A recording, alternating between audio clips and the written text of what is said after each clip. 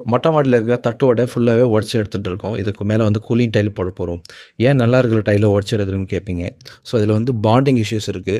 தட்டி பார்த்தா hollow sound நமக்கு கீழ வந்து சவுண்ட் வருதுனாலயும், அதேபோல வந்து டைலுடைய கிரவுட்டிங் வந்து இஷ்யூஸ் இருக்கு.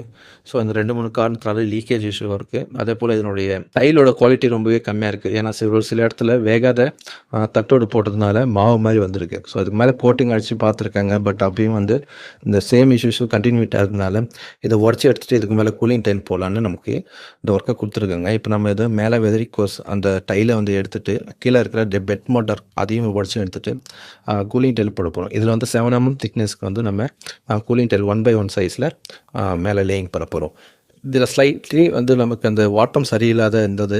ஸோ உடைச்சு எடுத்ததுக்கப்புறம் ஒரு டேப் லெவல் மார்க் பண்ணி பட்டன் மார்க் ஃபிக்ஸ் பண்ணதுக்கப்புறம் வாட்டமெல்லாம் சரியா வச்சதுக்கப்புறம் தான் நம்ம இதில டைல் லேயிங் பண்ண போறோம். இந்த சிமெண்ட் மார்ட்டர் யூஸ் பண்ணும்போது கண்டிப்பா அதில வந்து அட்மிக்சர்ஸ்லாம் ஆட் பண்ணிட்டு தான் அகைன் வந்து இதில லீக்கேஜ் இஷ்யூஸோ இல்ல வந்து பாண்டிங் இஷ்யூஸோ வராம ப்ராப்பர் கிரவுட்டிங்லாம் வச்சு நம்ம இந்த ஒர்க்க ஃபினிஷ் பண்ண போறோம். இதுக்கான கூடிய சீக்கிரம் இந்த ஃபுல் வீடியோ நான் அப்லோட் பண்றேன். Thank you viewers.